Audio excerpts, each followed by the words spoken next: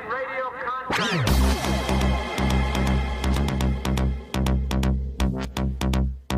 What kind of people are we? I am in radio contact.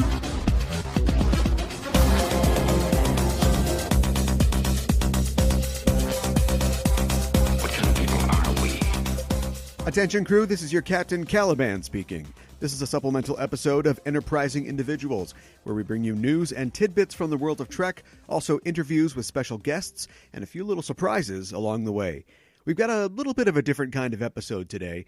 While talking with Una McCormick last week about The Way of the Warrior, the fourth season premiere of Deep Space Nine, I got to thinking about the fourth season of DS9 as a whole. Season 4, or the midpoint of a Trek series, is usually where things start to get rolling. The show has found its voice, the actors are settled in, the writers are ready to take some real chances. Next Gen's Season 4 opened, of course, with the second half of the classic Best of Both Worlds.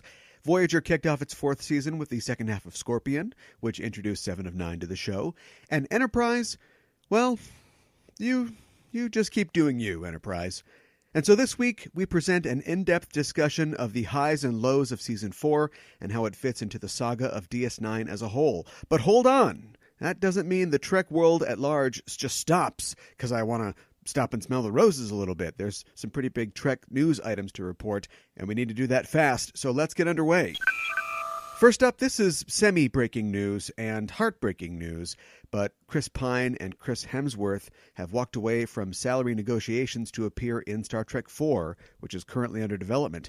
According to The Hollywood Reporter, Pine and Hemsworth were expecting Paramount to deliver on deals in place for their salaries, and Paramount, in light of lackluster returns from Star Trek Beyond, was looking to cut their compensation to rein in the budget for the new film. At this point, the way forward is unclear. Star Trek IV, under S.J. Clarkson's direction, is still going forward, but whether Pine and Hemsworth roles will be cut or recast is unknown. And it would be pretty difficult to recast Chris Pine at this point, right? I mean, George Kirk is dead, so I guess you can just cut that out.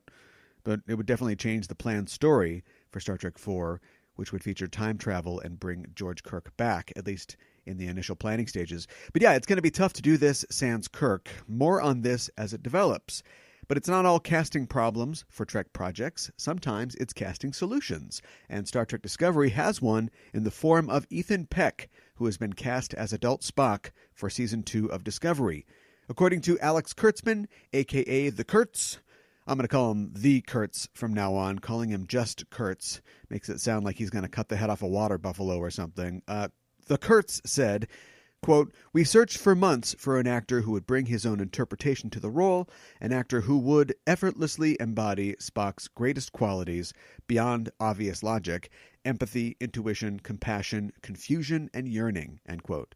Fun fact, Ethan Peck is the grandson of Gregory Peck, and although he doesn't have a ton of credits to his name just yet as an actor, he has appeared previously on Gossip Girl and the 10 Things I Hate About You series on ABC Family. Peck may have Leonard Nimoy's severe features, but this won't necessarily be the Spock we've come to know from the original series and TOS films. Says the Kurtz, quote, "The Spock that we meet is 10 years before Star Trek the original series, so he's not formed in the same way that he's formed by the time you get to TOS. What we will learn is a lot of what made him the Spock that he was and what will make him the Spock that he is, and it has to do with his family and his sister," end quote. Okay, that's going to make a lot of people mad, probably, but I'm willing to roll with it. The Kurtz... Okay, I see now that this choice of mine is unwieldy, but I'm going to stick with it for at least this episode.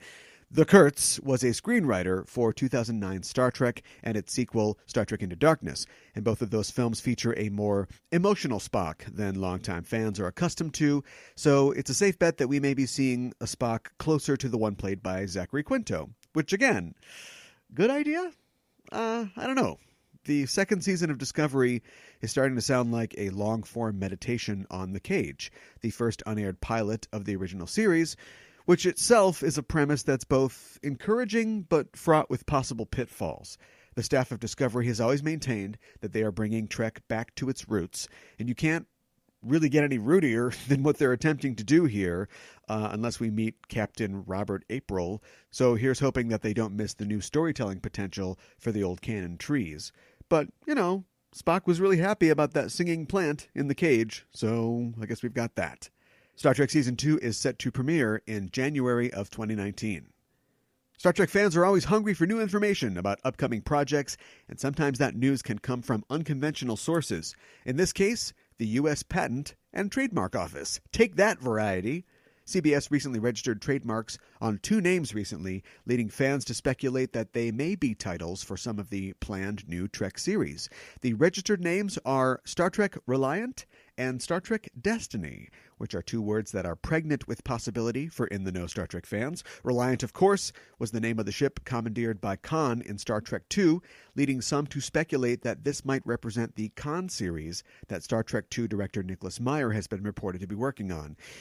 Which would be weird, because he has the ship for like 24 hours, so it would be hard to squeeze 8 to 10 episodes out of that, unless you go by the book.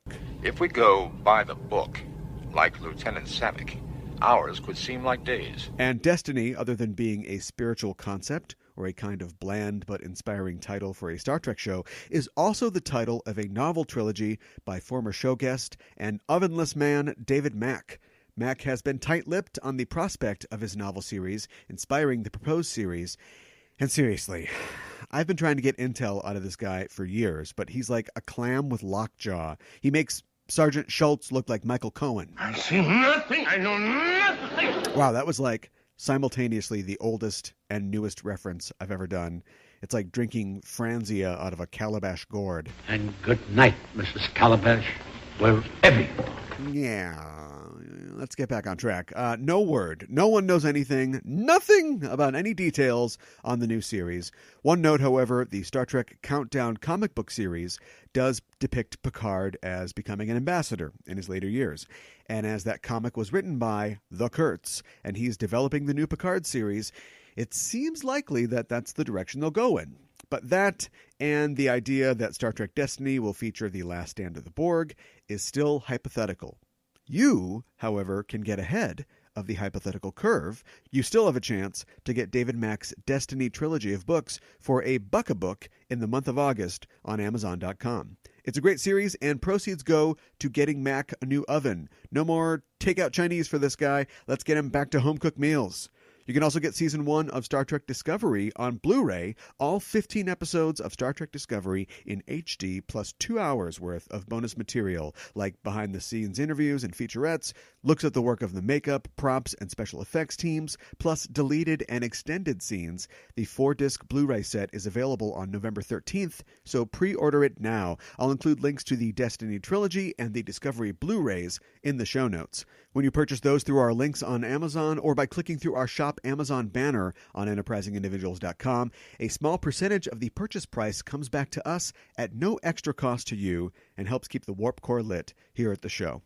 Also, if you want to go above and beyond in your support of Enterprising Individuals and you want to become a member of our crew, head to patreon.com/EISTpod to contribute to the show.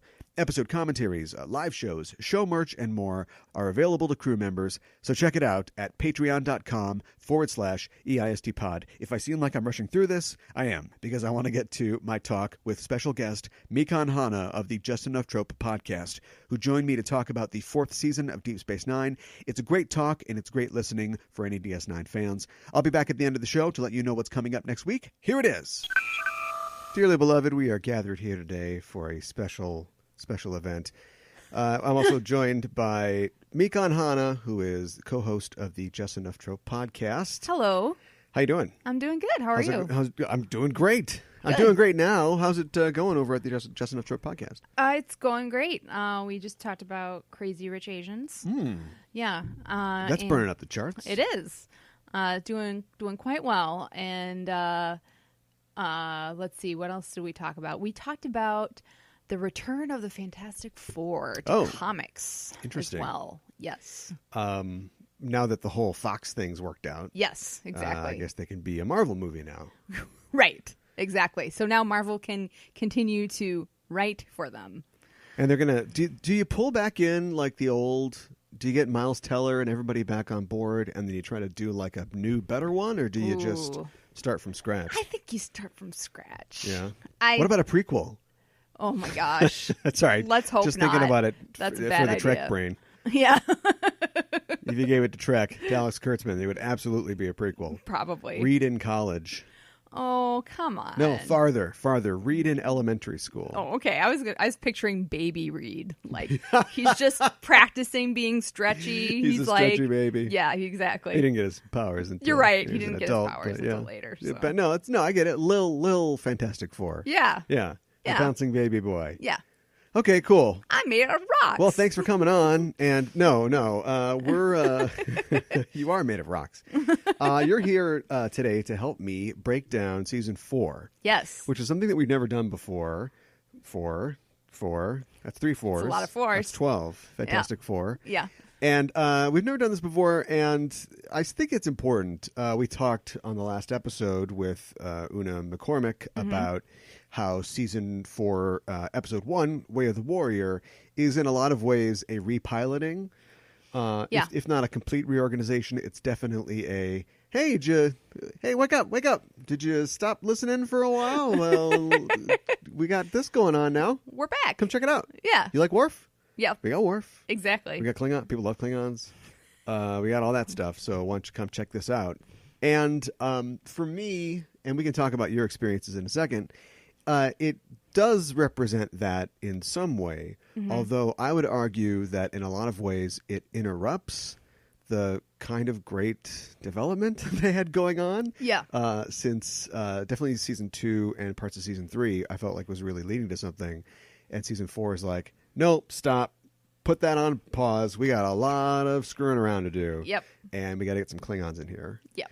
And so, we're not going to go episode by episode, but I thought we'd talk a little bit about the progression in season 4 and some of the highlights and lowlights. First, yes. What is your history with DS9? This is my first time watching DS9. I had watched TNG growing up. Probably didn't see every single episode. But have gone through a watch through since and seen every episode. Yeah. And I would say my love of TNG did not translate to me then watching Deep Space Nine or Voyager. Sure. Or I'm not sure what it was. You don't have to make excuses. I know. But for We'll just judge whatever you the way it reason, is. okay, my Star Trek enjoyment stopped after TNG and until I was an adult, and now I'm watching Deep Space Nine. Had you seen the whole thing? No, I think I've just started season 5 now. Oh, okay. So. All right, so so this is perfect. Yeah. Like you've just finished season 4. Yep. So not necessarily season 4, like whole entire show so far for you. Do you have a favorite character? Oh, that's a tough one. I think I'm going to say Kira. I really like her. She's feisty and, she really knows what she believes in, and she has a strong moral compass, yet she also was working for the resistance and that sort of thing, did some kind of shady stuff during that time. So I just think she's an interesting character. I'd like to see what she gets up to. So. In season 5? Not much. Well, not much. Yeah. Yeah, things Too have bad. slowed down. Yeah, too bad for that. Yeah. Do you have a favorite episode? Or if that's too much, like a moment that jumps out for you? I don't know if I have a favorite episode. I know it's Jake related. I know that. just starting off. I kind of like the episode where Odo finds out he's part of the Dominion, or he's Sure. They find he finds his people. Yeah. And I'm not sure what season that's in. It's probably 2 or something. The end like of that. 2. Yeah. I thought that was a good episode. I like the one where Quark and Rom go back to visit their mom, Moogie. I like Moogie a lot. Yeah, sure. So. Okay. Yeah. Those are a couple of my favorites. Yeah, I find that we must have been talking about this off the air, but there's this thing in graphic novels like Watchmen by Alan Moore, or something else probably by Alan Moore, where you're reading it and it's cracking along and it's good pace and there's, art and panels and great story. Mm-hmm. And then you turn the page and it's like a text section. Yeah. Either presented diegetically as like a chapter from a book or just now we're going to tell it in the narrative in text form. And it's just like whiplash. Like you immediately like, ugh. And Absolutely. I love reading. I love books. Oh, me too. And generally with something good, like something from Alan Moore, you start reading it and it's just as engrossing. If you'd picked it up and it was just Watchmen, the novel, like you'd probably like it just as much. But there's something about that little hiccup, like getting off the moving walkway at the airport and now you're on land and it's like, whoa. Now I have to walk? Yeah. What? Yeah, exactly. Maybe it's using more of your brain. But I kind of get that with Ferengi episodes. And to this point, I usually really like I look forward to the Ferengi episodes, but when one comes up and we spend a little too much time with Rom and Quark in the opener, or they show up right after the credits, it's like, oh, it's a Ferengi episode. And then a little couple ticks go by, and then I'm right back in. Uh-huh. But yeah, I get that too, except for the Union one. I didn't really like that one a whole lot. No, thought that was kind of dumb. It was not great. We got to start a union. Yeah, I know. I do like Jeffrey Combs though. Whenever he comes back, is he the guy? What's his name? Gruff or Gronk or something like that. Yeah, I can't remember his name. name. Remember his name either. But the guy with his He's teeth. the FCA. Yeah. Yes. Exactly. Right. Yeah. His teeth seem more pronounced than Rom and Quark's for some reason. Although Rom's got a real snaggletooth going on. He does. It's for just sure. going, yeah, everybody's going north. That one's going west. Well, we mentioned Way of the Warrior before, and that's what starts off this season. And it's really like, I already covered this, but it was a while ago. So if I get some of my facts wrong, don't at me. Okay, but I won't. I think it's really like the first time that they've tried to do one of these features right in the middle of a series. Okay. They do this once or twice again in Voyager, but they really envision this. It's technically you can split it in two for broadcast, but they conceived and shot this, as a movie. That this was like the DS9 movie. You really need to watch it that way too, I think. Yeah, I couldn't even tell you what the split point is supposed to be, or isn't it? It's when they first piss off the Klingons or whatever, right? Something like that. Yeah. Yeah. But I would say more so than some other two-parters, you really do need to watch it in one sitting. Yeah. What'd you think about them adding Worf to the crew? Well, okay. I was excited about it, but at the same time, because I like Worf, so was, excited to see him back. But it's not as if they were lacking characters beforehand. No. Yeah. I wasn't like, gee, you know what this is missing? A Klingon. Or this is really missing Worf. Yeah. I really, enjoyed getting to see the other characters and that sort of thing. And getting to know them. I mean, we also had Chief O'Brien who came over from TNG, so now we have Worf as well. Yeah, but he's just a transplant. Like if he wasn't there would be some other harried, engineering character who's got to stick his head in a tube every week. We bring Worf over, and you've already got a security officer who is really in the mode of Worf. He's non-human. Mm-hmm. I don't like to have fun, or whatever. And he's basically the same thing. Yeah. And they do, like once or twice, they do little things where they sort of clash. There is one episode specifically where, in season 4, where they clash over who's in control of security here. I would not do it that way. It's right. Like, well, I'm the constable. So. Yeah. Stop underestimating me and stop undermining my job. Yeah. But he's there ostensibly to advise on Klingon matters, and the Klingons, I just go away. Yeah. For a while. The whole idea was, and this is true, like Ira Stephen Bear and Robert Hewitt Wolf, and to another degree, Ronald D. Moore were all planning out the broad strokes of the future Dominion War arc that would take us to the end of the series. And at this point in the show, ratings were not terrible, but they weren't what Paramount was looking for. And Rick Berman said, you guys got to shake it up. Sure. And so let's kind of repilot.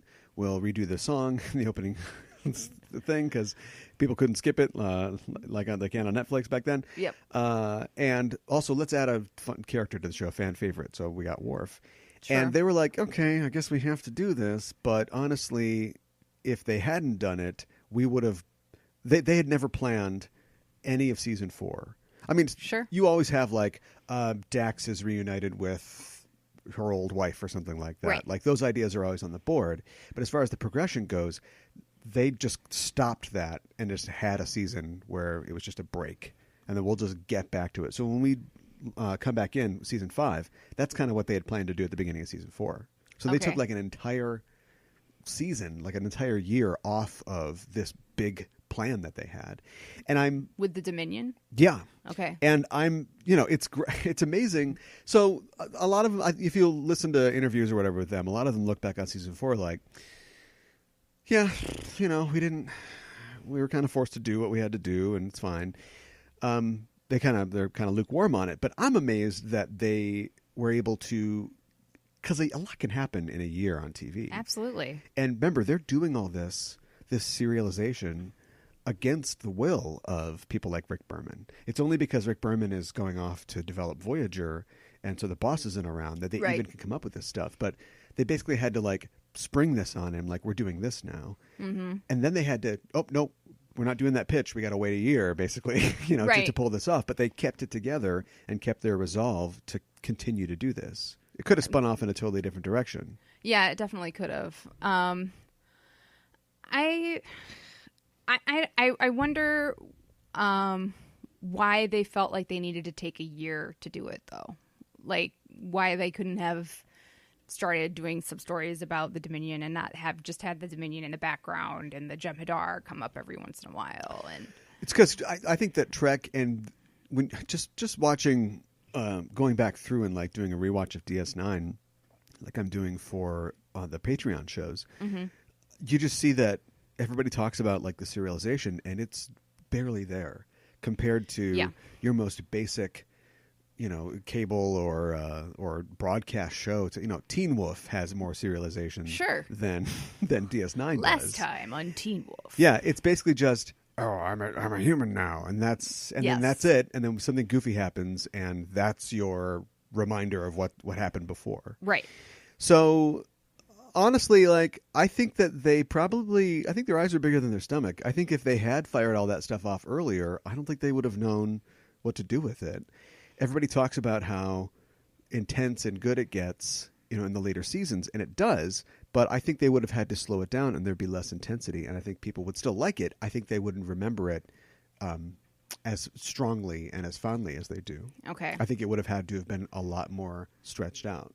Okay. Because like the last half of the 7th season is like one long episode. It's just like 12 hours. Oh, wow. Okay. Or I don't know, don't quote me, but so yeah, you can look at TNG and there's a lot of bloat in the middle. Oh, they get for sure real hot like at the end of season 2, beginning of season 3, and even into 4 they're pretty good, and then just kind of wheel spinning throughout most of 5 and 6 and into 7. So yeah, they just got their wheel spinning out of the way first. I guess so. Or even like if you look back in the first season, like the first season of TNG, they had no idea. Really? Well, but I mean the first season of DS9. Oh yeah, like they had no idea what they're doing. No. And there's all this talk about, I mean, even in season 4, I think like we're still not even getting into what the emissary is or what that even means. No, not really. First episode, you're the emissary. Yeah. 3 years go by, nothing. Yeah. What does the emissary do? Yeah, nothing. Yeah, not a whole lot. No. Officiate at ceremonies. Give a blessing here and there. Yeah. This is also, season 4 is a season that is free from Kai Wynn and from... that's true. Yep, Grand Nagus Zek as well. Oh, you're right. As far as Love and Ferengi episodes go. Yeah. You're absolutely right. And those two usually come up every once in a while. Mm-hmm. So, yeah. That's weird. Well, let's look at some of the individual episodes. Okay. We talked about Way of the Warrior. I do think that is that's a pretty good episode. It's pretty strong. Yeah. And definitely you get that chance of or you get a chance to look at a familiar environment, but from another character's perspective, but that character is familiar to us. Right. So instead of an episode where, let's say, some alien came on the station and you followed it from their perspective, and they're like, oh, who's this weird smooth-faced guy, and who's the guy that runs the bar? We're doing that, but we're doing it from somebody's perspective that we know. And former guest of the show, Robin Laws, would say it's a noir structure. Right. Because Worf is coming into this thing and he's like, it was a stormy night, plasma stormy night when I came on board. And he's got to talk to people. He's got to work out, try to work people. He goes drinking with that old Klingon to get the secrets, and then he's got to come back and, yeah. Let's see. Does anything just immediately stand out for you? I know you wanted to talk fast about The Visitor, which is big 2-hour movie. There's photon torpedoes going off, blowing up and everything. What's next? I can't wait to see. Tony Todd's got old makeup on. What's going on? Yeah, exactly. I just think The Visitor, it kind of it threw me for a loop. I think at the beginning, I didn't even catch that the visitor, the young woman who comes in, I didn't even catch that she called him Jake Sisko. I didn't get it at first, that this was Jake as an older man. Who'd you think it was? The Thong Song guy? I thought maybe it was Sisko's dad or something. Oh, okay. I was really confused. Right. Who we haven't seen yet. I know. But then we find out, he's a writer and he's written only one book and all this stuff. And then he's talking about, I'm going to tell you about when my dad died. And it's this really kind of gut-wrenching thing that happens in a split second. Sisko all of a sudden is dead. And you're like, wait a minute, Sisko's dead? Right. It's just what are you talking about? And then he kind of comes back in spurts. And then Jake saves it because he kills himself. Yeah.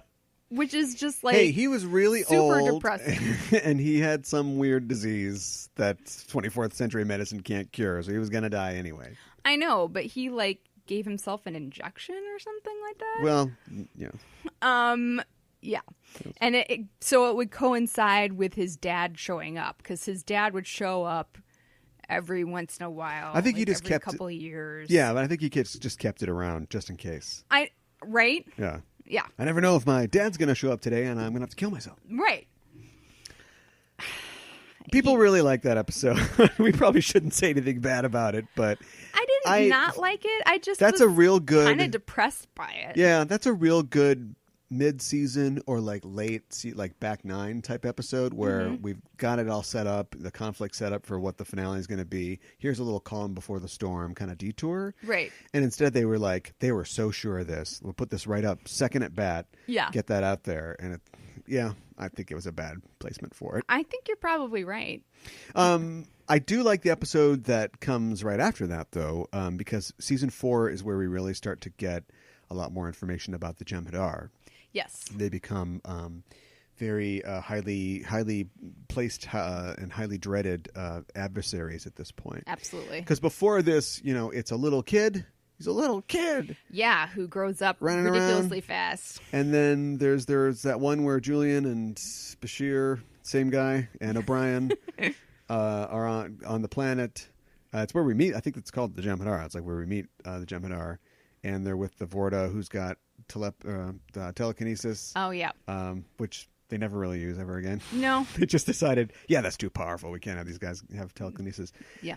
But yeah, you really after this season, when the Jem'Hadar show up, you're like, okay, this is a problem. Yeah. They're like the new Klingons. It used to be Klingons are real tough. Now we've watched Worf get knocked on his ass for over 10 years, so we're not scared of Klingons anymore. I know. So now we got to be scared of Jem'Hadar. Who need the white. Yeah, right. And we set that up too. Yeah. Did you? And what else did you like? I guess I'm not sending you in any particular direction. I really liked the following episode. Is this the one where we get to meet Ducat's daughter? Yeah. Yeah. Yeah. I thought that was a really good episode, and putting Ducat and Kira together and Kira really does not want to be with him. They spend a at lot all. of time humanizing Dukat in the 4th season. Yeah. This is where because first it's like we see him at the beginning of the show. Oh, this is the bad guy for sure. Yep. Then he just appears on a monitor for like 2.5 seasons. Mm-hmm. And it's like, all right, this guy's just an administrator and he's just the face of Cardassia. And then after he reappears in the flesh in Way of the Warrior, like you're going to see him a lot now. Yep. And he's not going to be an adversary necessarily when you see him. He's just going to be... And then at this point, after going through the Obsidian Order episodes and The Wire, like we like Garrick now. Right. So I think it's really good because when Dukat shows up, at least I unconsciously was like, oh, okay, maybe he could be another redeemable character. Like he's another Garrick type character. Uh-huh. No, he's not. He's not super redeemable. It's not going to be. No. That's not the way it's going to be. He is, you like him or hate him, he is kind of full of himself, and he's definitely sure of himself. That's why he's a pirate. Right. Yeah, I don't know what that's all about. I know he sits on the thing with his butt or something, and then he's rubbing the thing on his butt. What? There's that scene where it was so crazy that I thought crazy gas was coming in. Do you know what I mean? Yeah. There's the part where he and Kira have to camp out to get to this prison camp or whatever, and they're sniping at each other all day. Yep. And then he sits on a spike or something and he hurts his butt. Oh, that's right. and Kira's kind of laughing at him, and he's mad, and then she gives him the wand that they always wave over themselves when they get hurt. Right. But he starts waving it on his butt, but he's got it like backwards or something.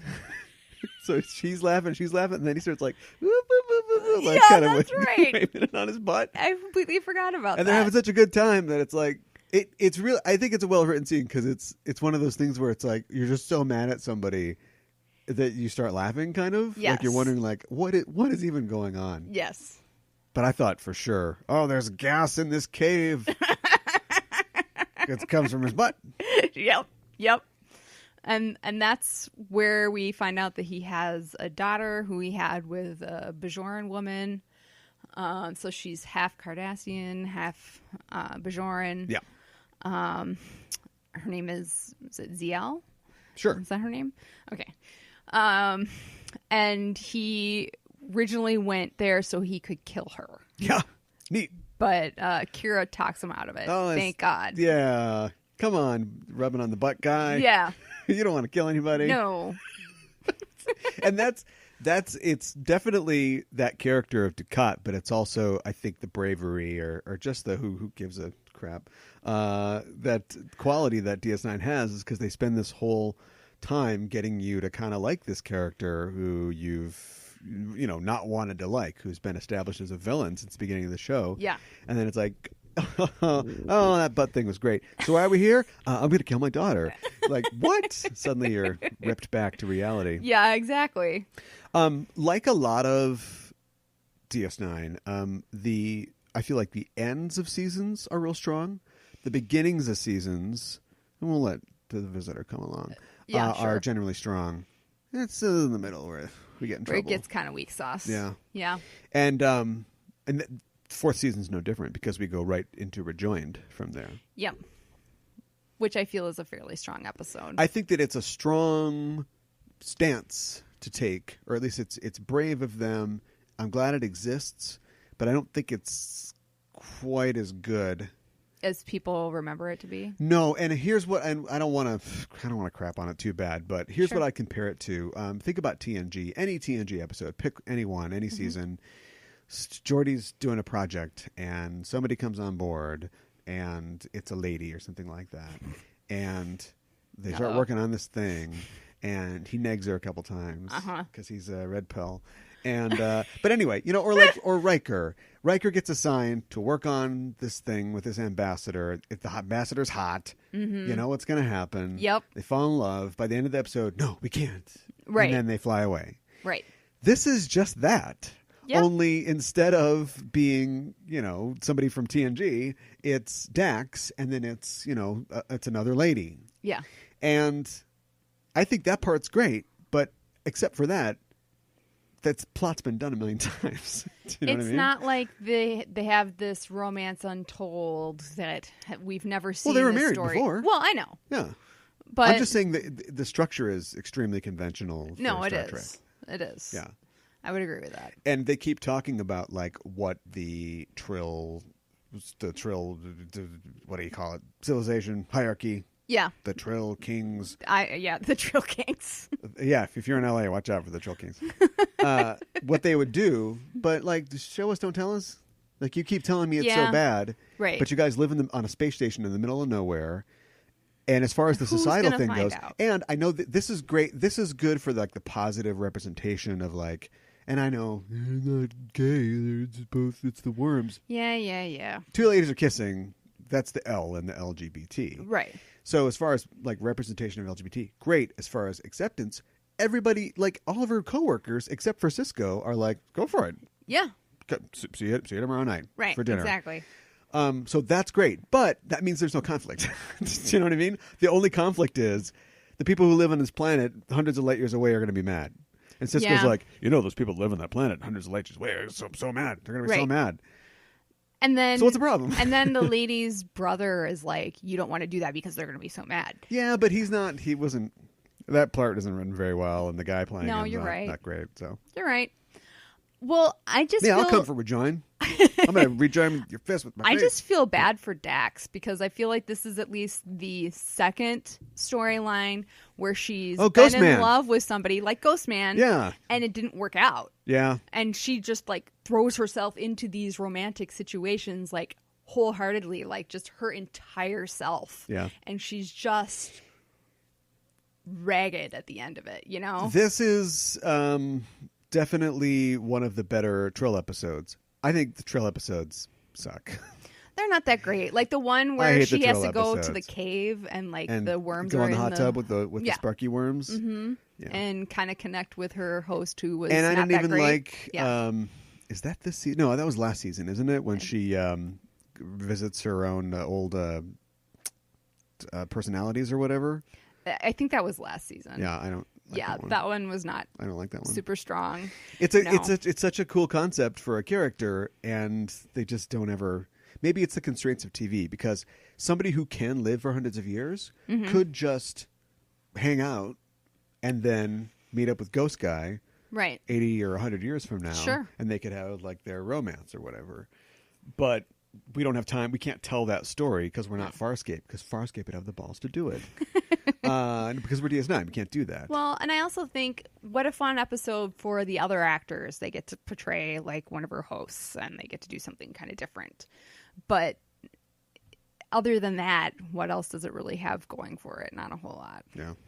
So, yeah. Did you like Starship Down? Which one was Starship Down? Starship Down is, it was written by guest of the show, David Mack. Okay. And one of these days, John Ordover, hopefully a guest in the future. And that's the one where the Defiant, it crashes. Does it crash? It gets attacked by Jem'Hadar. Okay. And then it like crashes, and everybody's got to do a thing. So like, it's the one where like Jadzia and Bashir, she's got to drag him through the gas, and then they end up in the compartment. Oh yeah, and, I remember that. And Quark and the other guy, played by James Cromwell, have to defuse the torpedo that's come into the mess bay. Yep. Yeah. Okay. Yeah. No, that was good. I thought there was a lot of drama in that. Okay. Hey, why don't you give me one then? You want to okay. pass over Little Green Men? I think we're good. Yeah. I mean, that was cute. It wasn't fantastic. Well, actually, no, I want to say something really fast. Okay. Because this could just go right into our man Bashir as well. Okay.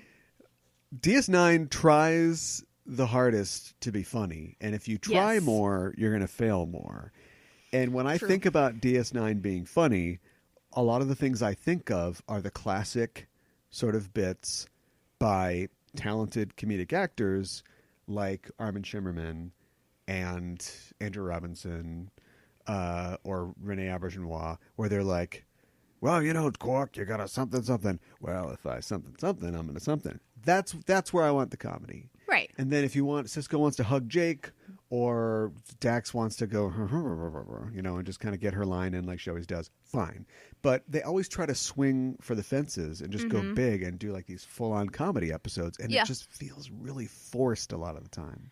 Yeah, I would agree with that. Like a James Bond pastiche set in the holodeck. Yeah. That seems like a no-brainer. It seems like it writes itself. But then they do it, and it's like, what's the point? Who cares? And then you have, because everybody's on contract. Yeah. Nobody can sit home. Nobody's going to get the Marina Sirtis contract where you just disappear for weeks and weeks. Like everybody's got to be in every episode. Some stupid thing has to happen where everybody gets sucked into the holodeck. Yes. This happens like, when I say this happens every week, it's episodes like Our Man Bashir that support my claim that this happens every week. Yes, for sure.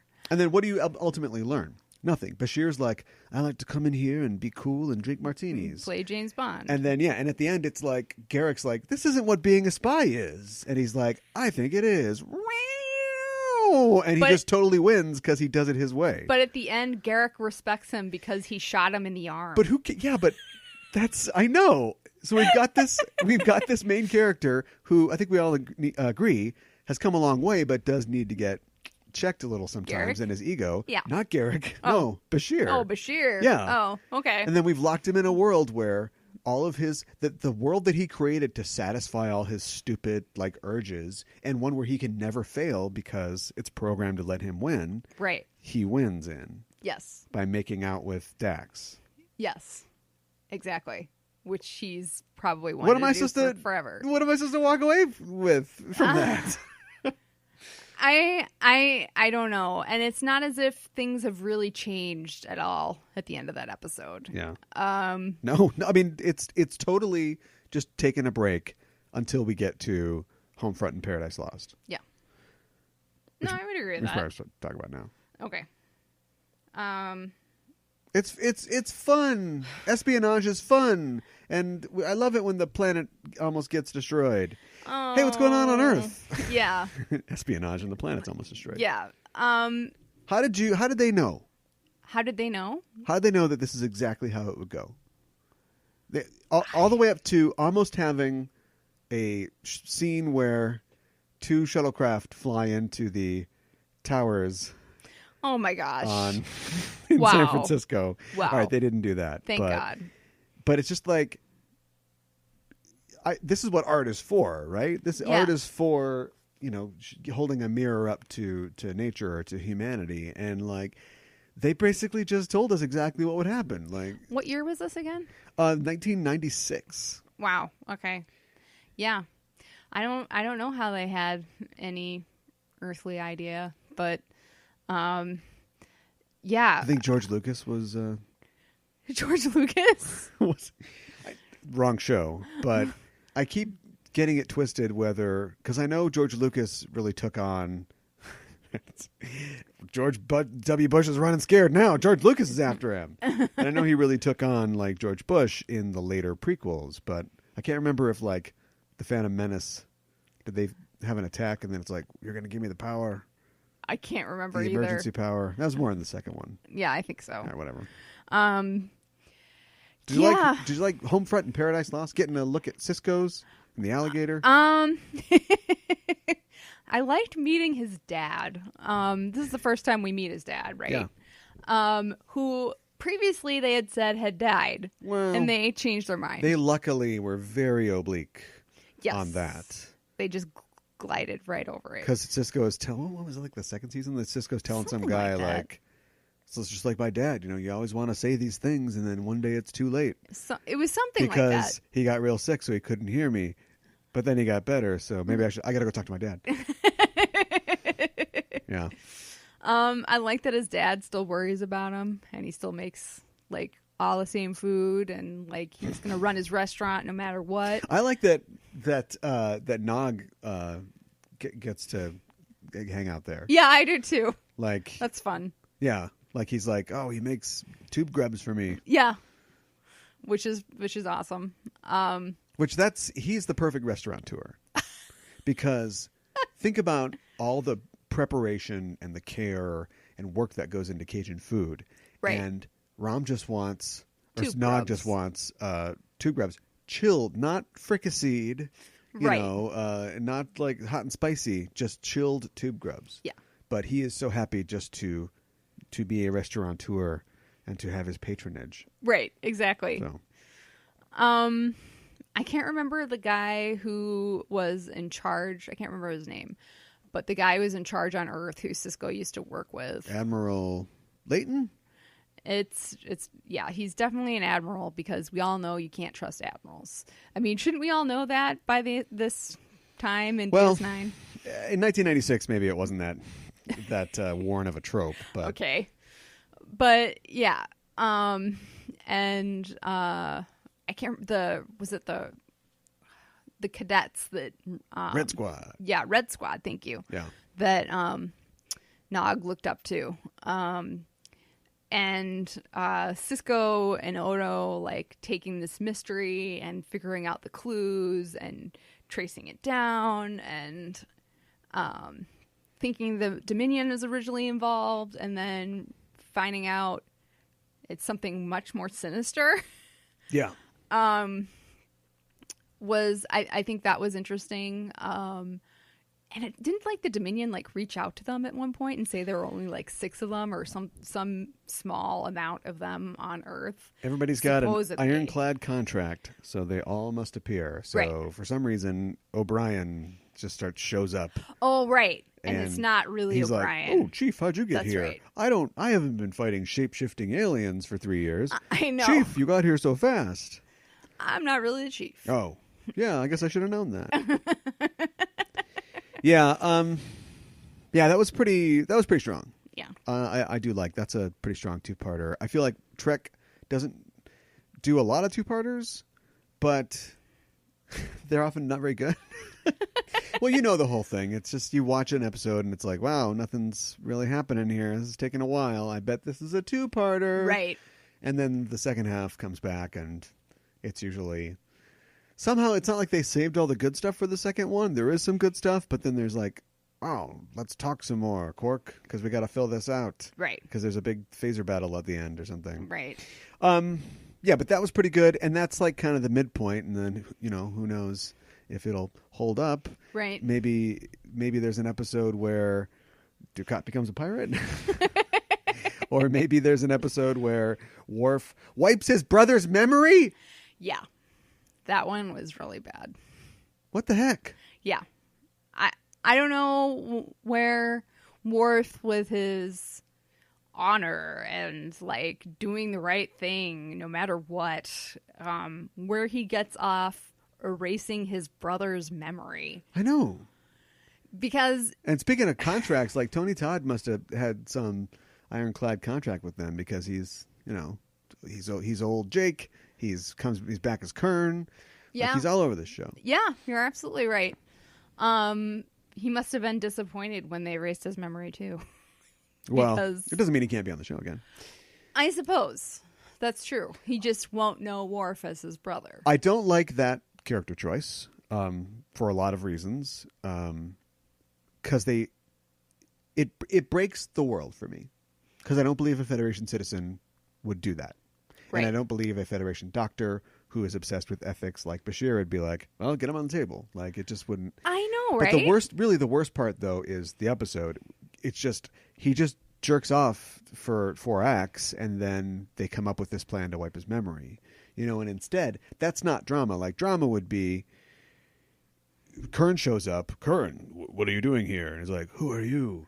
Kern's had this done to himself because he couldn't face the whatever, and then we spend, a show him reacclimating himself, and then maybe we get to a position where he asks Bashir to do it again because he can't take it or something like that. That would be way more interesting. Thank you. But it just comes right at the end. Like, how do you solve a problem like Kern? You just shoot him through the head, basically. I know. Like Wolverine. I mean, he has no choice in the matter whatsoever, and that's, I think, really what is the most upsetting about it. Yeah. And that Worf feels like it's okay to make this type of decision for him. Yeah. So, yeah, that one was real bad. Keep the Klingon thing going. There's the strike one, which think we already said that we don't like all that much. No, it's not really that great. And like Lita's in it for a little bit, and she's like, "Yeah, woo!" And she's making the faces up front. You've made the audition. Yeah, You've got the role. exactly. Well, she, I know she becomes more important. Yeah, she later shows up on, more later. But when you just like, oh, this is the second time we've seen this character. right. Yeah. And she like represents the Davo girls, I think. Yeah. Pretty much. There's now we're in the back nine, and it gets weird after this. There's the one where the guy comes out of the wormhole and he's like, "Oh, I'm the real emissary." Oh, right. The poet who's been with the Yeah. prophets for 200 years. Yeah. Yeah. But it'd be like if Robert E. Lee came out of the wormhole and we're like, "Wow, this guy was a general, huh? Right. Why is he putting all the black people on one side of the room?" Right. He's got some weird kind of ideas, and so Yeah. and that's an interesting idea. So a couple of interesting things: having somebody just show up, effectively time traveling because they were stuck in the wormhole. Mm-hmm. Having somebody who also fits the prophecy of the emissary, which again we're just learning about now because they haven't Right. done any emissary stuff until now. Right. And then also the idea of a guy who, the fact that I felt like we did this a lot in the first season. And maybe the second season, like, we're religious people. And Right. so Starfleet takes everything on, face value, data, scans, readouts. And we're going to do things that don't make any sense sometimes because we've got faith and we're acting, in things based on that. Yeah.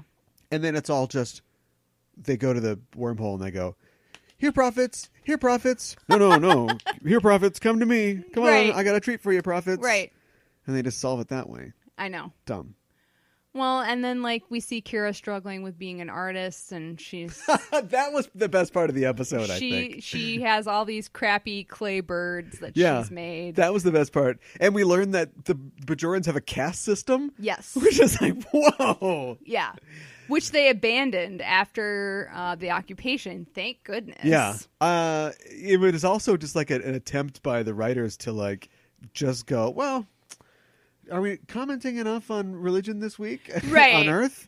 Let's stick something else on there. What about a caste system? Yeah. What if everybody had to pray in the direction of the wormhole like 3 times a day? It's like, Right. guys, put the brakes on. You got it. That's enough parallels. We understand. Yeah. And by the end, Sisko's the emissary again, and we're all thankful. Yeah. And the caste system goes away. I think that's, I think Keiko announces she's pregnant in that one, so. Oh, okay. And this is where you can tell that, so you usually shoot like 15, 16 episodes of a show, and then you kind of go on a little break, and you get renewed, or not really renewed, they buy the last 8 or 9 episodes. Sure. And so this is the first one back from that. So clearly at this point, Nana Visitor has gone to the producers and was like, Right. Exactly. I'm gonna need a much bigger pantsuit, extra stretch, Right. in a little bit. Right. So they must have come up with this whole. All right, well, we'll just say it's got to be sci-fi. So Keiko's gonna have a baby, but then you're gonna have the baby, Right. which doesn't make any sense at all. No, no, it doesn't. There is an episode in this season that is one of my least favorite episodes of Star Trek. Period. What's that? That is the one where, if the ship explodes, you put on some prisoner clothes. Where Ron Canada comes in to be a Klingon lawyer, which I must imagine is a fairly new occupation for the Klingon Empire. Yes. I can't imagine they have many. And it's another script. So this script is by Ronald D. Moore. Okay. And the Bashir one is by Ronald D. Moore. Ronald D. Moore, I don't know if he's getting the crap jobs because he's the junior man here, or if he's like kind of still getting them chops. Didn't quite have them yet because this is bad. It's not great. The James Bond one, I think when you say it'll write itself, you do have to write it. And this is the same one. It's like courtroom thing. We can drop in some flashbacks if we have to. It writes itself. Yeah. Does it? Or is a Rashomon type thing where people talk to the camera, overdone and there's not enough going on and it's kind of boring and dumb. Yeah. I think. Oh, that it is one. boring. It's boring and dumb. Yeah. Okay, cool. I'm still rocked by the idea of a Klingon lawyer. Yeah. Isn't a Klingon lawyer a batleth? witness will argue for me. Yeah, I Case think dismissed. so. Yeah. And he's overly confident and antagonistic towards Worf, which was always great. Yeah. Yeah. It was, I don't know. Maybe if we had seen exactly what had happened, it would have been a slightly better episode. I don't know. Yeah. But, yeah, a lot of courtroom drama. What did you think? I mean, it wouldn't be a DS9 season without Chief O'Brien being tortured in some fashion. No. What did you think about Hard Time? That's the one where he... I'm making a circle. Yeah. I'll kill you. That one was really intense. It ends with him he's got a phaser to his own head. Yeah. Which is like, come on, this is Star Trek. And I know we talk about serious things. Yeah, but also there's a conflict with. So in the current episode, he's like, Worf, I want you to kill me. This is our way. And then Worf, because we can't have Worf once again look like a crappy Klingon. You know, he does the deal. Like, he stabs Kern. We're ready to go. Right. And they're like, get him to the hospital. Oh, no. Exactly. You can't do that. I thought the Federation would be on the side of assisted suicide. You know, it's like your body, your business. We'll give you all the support you need, all the counseling you need. But ultimately, if you choose to do what you want to do with your own atoms, then it's up to you. Really? And they're really against that in the Kern one. But here... Bashir seems like, I mean, clearly Bashir doesn't want his friend to die and he's talking to him, but yeah. I felt like the attitude was more like, you can do what you want, but you had this on like 20. It would have like blown a hole in the hull. You're like, you know, you're endangering other people. Right. Right. I've got some things I can inject you with back in sickbay if you... Stop. No, anyway. Oh. Yeah, it's intense. It is. And like, he has to admit that he... was in the prison cell with somebody else in order for him to not be tortured by it anymore. Yeah. But you're led to believe that he has PTSD and like this is not going away anytime soon. It's the same as if we haven't seen it since. No, and it's the same as if you replaced Harry Kim with Harry Kim from an alternate universe, or if if they had gone ahead and had Thomas Riker replace William Riker or something like that. Right. Like, it's a huge deal. Yeah. And then we never talk about it again. I know. And he's like, well, can't you just erase it from my memory? And Bashir's like, I don't think we can. Even Dude, though 2 episodes ago, you erased an entire... Klingon's memory. Yes. Yeah, I know. Yeah. I know. So it's like, what can you guys do and not do? And what is ethical and what is non-ethical? Yeah. Yeah. Still, PTSD. Yep. It's important. But maybe your roommates hid that food for both of you. So remember, college students. Oh, man. If your Cheetos are gone, maybe your roommate is saving them so the both of you can have them later. Share them together. Yeah. Yeah. Kill them. Weird. I don't want to talk about the Mirror Universe one. I think this is like definitely the weakest of the Mirror Universe ones. It is. Also, it's like, it's just another, brick in the wall of like, why is the Mirror Universe so similar to the regular universe? Our DS9 has a Defiant now, so now when we go to the Mirror Universe, it's like, we're working on this ship called the Defiant. Yeah, I know. Oh, neat. Real neat. Well, the thing that upsets me the most about this episode is that the Jennifer in this in the Mirrored Universe dies too, and it's like, why did you guys have to have that happen? Good. Now we'll never have to go back to the Mirror Universe. Right. We're going back. We're probably going back. We're going back. Yeah. Yeah. And it's, I don't know, it's just depressing. It's like, it's bad enough that Cisco and Jake had to like go through Jennifer passing over in the real world. Now we have to go through it with her passing in the Mirror Universe as well. Yeah. I want to talk about the Muse for just a little bit. Okay. Yeah. Just a little bit. Yeah. Let's talk about it. I don't think it's a terrible idea. It's not a terrible idea. But it's executed terribly. Yeah. It's not great. No. And it's another one of those. It's one thing if you are a show that is on in 1968 and you just go, what the hell? We'll just have Kirk meet a guy that tells him that he's Shakespeare and Milton and he's been all these people or whatever. We'll never see him again. Who cares? It's such a dumb show. Right. But instead, you've got Evil-Lyn has apparently influenced or like done her like head massage to all the great poets of history and not even Earth history, other people. Yes. And then these people just fly around. And it's another one of those things where that's huge. That's it is like, huge. Where do these aliens come from? What if we're trying to come up with a great strategy, like a battle plan to attack the Dominion? What if I could get Evil-Lyn to give me a head massage and we would come up with the best strategy? You know, like Section 31 is going to want to talk to these guys. Right. But you can't shoot them. They can just fly through space as and energy. Just disappear. And Yeah. And it's just like I hate it when there's no consequence, when the aliens just F off at the end of the episode. Like I like it more when they die or they have to stick around or they're still part of the universe. Because we're never going to see Muse aliens ever again. No. So who cares? Exactly. And the book that she helps Jake write is Anselm or whatever. It's the book from The Visitor. From The Visitor, so yes. What does that mean that timeline, I guess he just still writes the same book or something? I guess so. I hope he writes more than one book in the new timeline, Yes. But yeah. And he's all like, I can't write it without her. And his dad's like, yeah, you can. Get your little future stylus there, because that's what people will be using on a screen in the future. Right. There's no way you could just simply touch a screen that Right. would have a keyboard on it, even though we do that in our ships all the time. Well, and then she makes You're him definitely write going on to need paper. a stylus. Yeah. Old So school. really ancillary. Yeah. She's an old school energy-sucking ghost. Yes. And Luxwana Troi is pregnant, but Yes. I'm not talking about that. Yep. I'm not talking about Okay. that. Anything else? There's only a couple more episodes left. There's the one where Cisco thinks that Cassidy's working for the Mackey. Yeah. There's the one where the Cisco teams up with the good Jem'Hadar to fight the bad Jem'Hadar. Yes. I think that's the first appearance of Wei Yun, too. Okay. Once again, Jeffrey Combs. Yep. Bringing it. I did think that one's good, but it's one of those episodes where I don't have anything to say about it.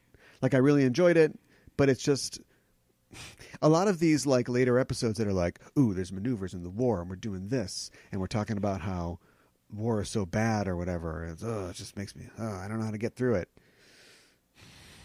Kind of the same beats. I know. They're well delivered and they're exciting, but it's like a well-made action movie isn't, I think, as artistically important as like a costume drama. That's really, Sure. You know what I mean? It's like The Matrix versus Hamlet. Like, I think Hamlet's probably more important, Yes. but doesn't sell as much as The Matrix. That's true. So it's like an exciting episode, and I like how the Jem'Hadar, once everything's wrapped up, they're like, good? Okay. Just shoots Wei Yun. Just like, I was like, what the hell? we're going to do our own thing now. We're just going to hang out here. They're like, we don't like how he second guessed us. Yep. So he's dead. He didn't respect the founders. No. It's got to go. Yeah, exactly. I know you have thoughts about this. There's one episode I want to end this on. Okay. But it's the second from the end. So quick, we'll talk about Body Parts, which is the second to last one. Yep. Which is, once again, Jeffrey Combs and Tony Todd are like the fifth Beatles of this season. Mm-hmm. That's the one where the TCA guy takes Yes. all the Quark stuff. It's got a cute end, but how did they squeeze 5 acts out of it? Like, it's not really. I don't know. Yeah. And then the finale is, again, it's another Matrix versus Hamlet one for me. Like, it's interesting, it's exciting, but what happens in that episode? Odo goes back to the Great Link, and they kick him out and make him human. Yes. That's all that happens, That is essentially. all that happens. Yes. And Garrick tries to blow everybody up to kill the founders. Yep. Oh, Garrick. See you in prison. Yeah. No, I want to talk about The Quickening, Okay. which in my opinion is, I think, might be, I don't know if it's the best, but I think it's my favorite episode. Okay. And the reason is because it takes you on a journey, or at least it took me on a journey, where I was like, this episode's going to suck. And then it's like, oh, this might be good. Oh, this episode is really good. And I'm glad to see Bashir, Bashir has always felt like a very two-dimensional character to me. Sure. Yeah, I get that.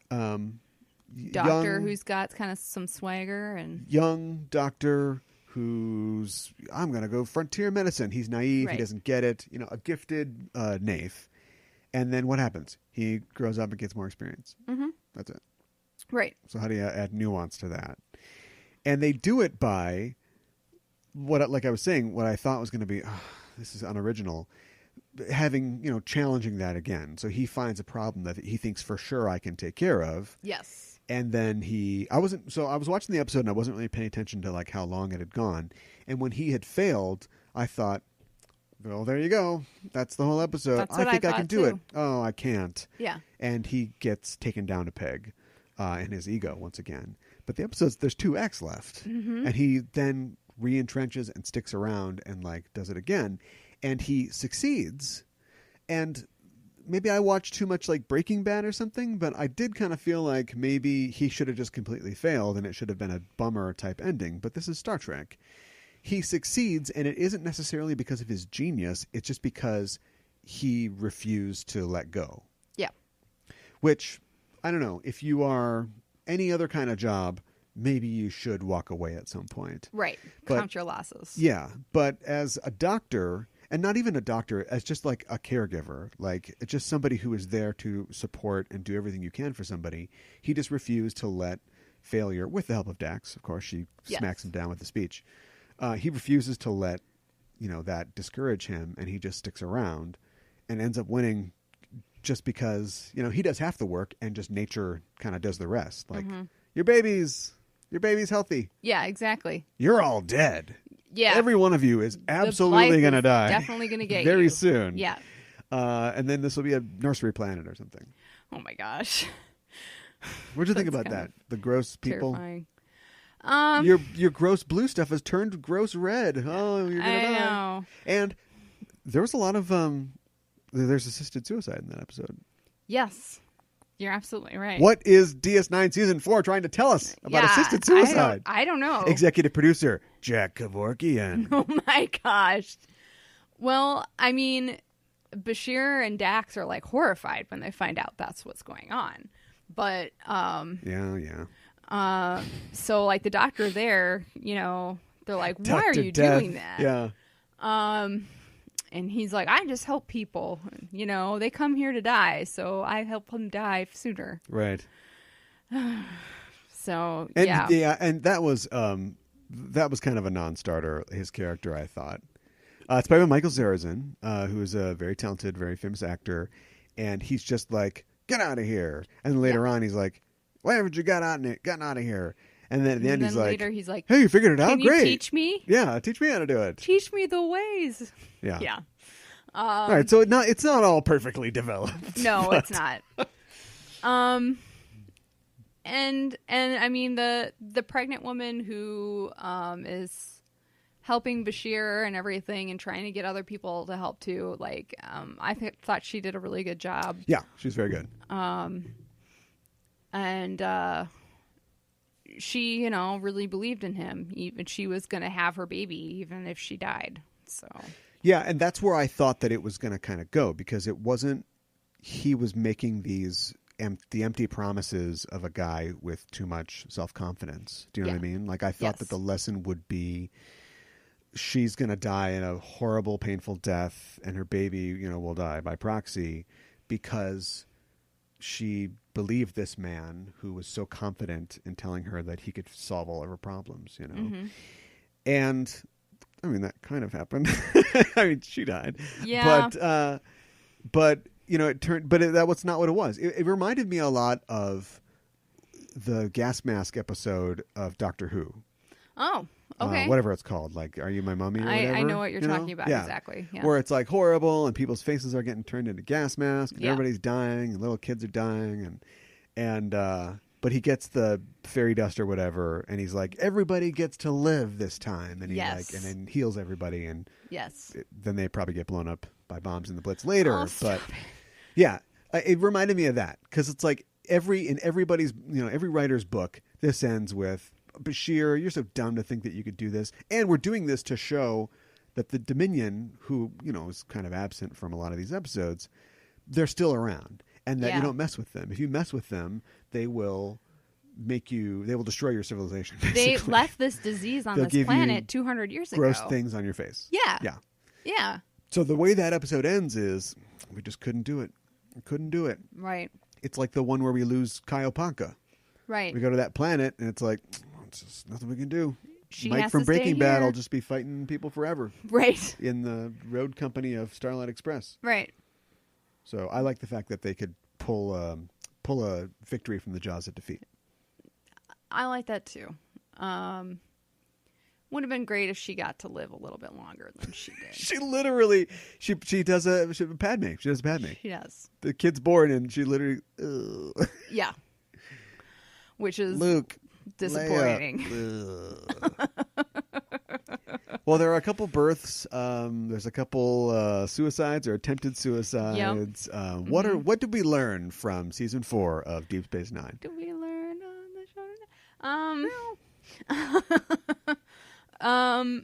Gosh, I think we learned, you gotta keep on going through some hard stuff unless your brother has dishonored you, and then you get your memory wiped. Yes. I think that works. But if you live out a prison sentence, there's nothing we can do for you. Yep, you're screwed there. Yep. The Jem'Hadar are bad news. The Dominion is bad news. Yes. We learned that Kira's got to stop following Dukat to a second location. Yep. She keeps finding herself alone, like in rooms with him. Yes.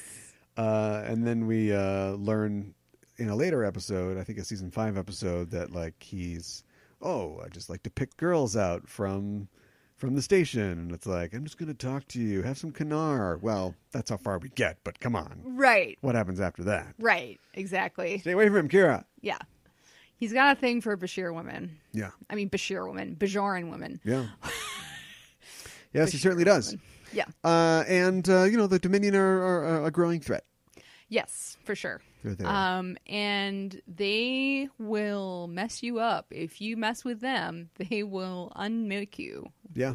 So, sorry, Odo, you're solid now. I kind of wish that we could, if this was Farscape, or this was just some show that did more, linear storytelling, somebody like one of these crashes in the Gamma Quadrant is more permanent. And so, I don't know, O'Brien, Bashir, and Dax, let's say, and throw Quark in for fun, crash on a planet, and then they get, like the Defiant can't find them, they find some way off the planet, but they go to another planet, and we go on like a little mini tour of the worlds of the Dominion, because the Dominion connotes that they are dominating a large amount of worlds. Yes. That's larger than the Federation, and all we ever see is like a ghost planet every once in a while. Yeah.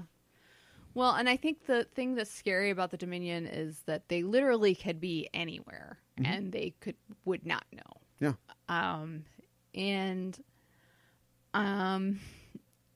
Yeah, it's just, and the Jem'Hadar will do everything within their power to pay attention to and listen to and respect the founders.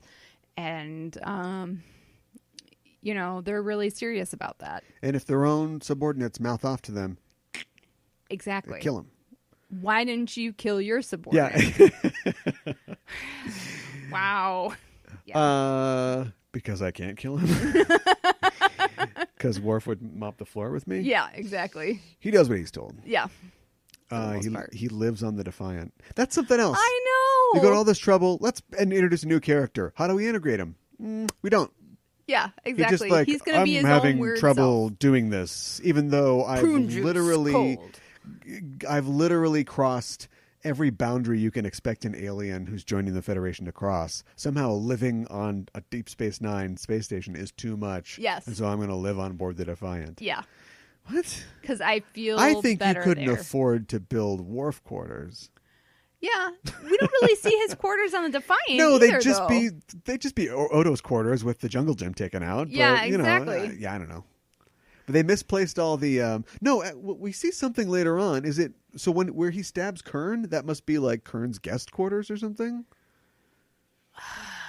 Yeah, I don't know. 'Cause Because they've I got, feel like like- it's on the station. Yeah, they got curtains like drapes on the wall and a big incense burner like you would. Yeah. Yeah, whatever.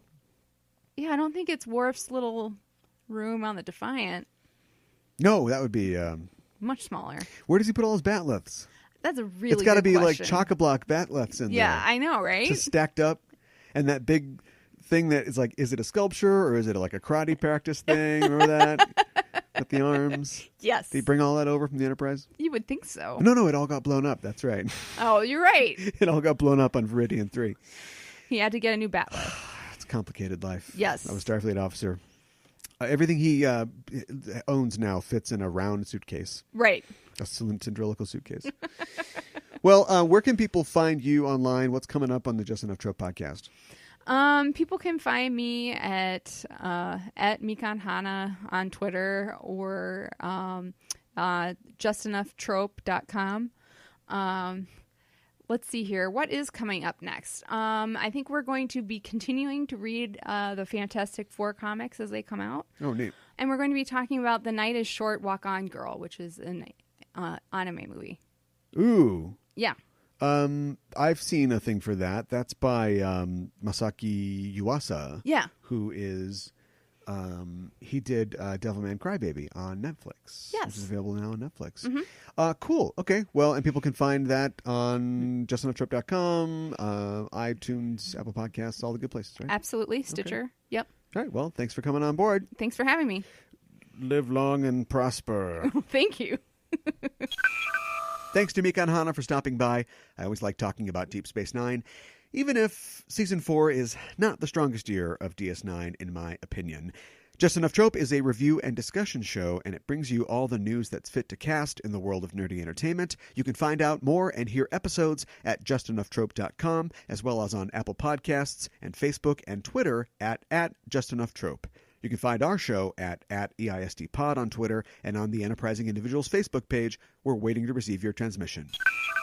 And that's it for this supplemental episode of Enterprising Individuals. If you're an Apple Podcast listener and you haven't yet, why not look us up on Apple Podcasts and make sure you're subscribed to the show. Also, write us a little review if the spirit moves you, and give us a rating at the very least. We'd appreciate it. If you're not an Apple Podcasts user, you can still subscribe to the show on Google Play or Stitcher or wherever you get our show from. And if you leave positive comments and ratings and reviews on those platforms as well, we'd be eternally grateful. The Prime Directive is Starfleet's most sacred rule, designed to protect less developed cultures from being manipulated or unintentionally influenced by the Federation's exploratory efforts. Although ostensibly altruistic in nature, the first general order given to starship captains does assume an a priori technological and cultural sophistication above the civilizations encountered through exploration. But what if a Starfleet ship discovers a race with more sophistication than even the Federation, one that looks on humanity as an embryonic civilization that needs protection? Writer and producer Eric A. Stillwell joins the show next week to discuss an episode of Star Trek Voyager that he had a hand in creating. And over the course of the show, he shares his experiences of working on Trek, from his early days with TNG to co-writing Yesterday's Enterprise to his work on the TNG films. It's Prime Factors, next time on Enterprising Individuals. And until then, I'm your Captain Caliban, signing off and saying, live long and prosper.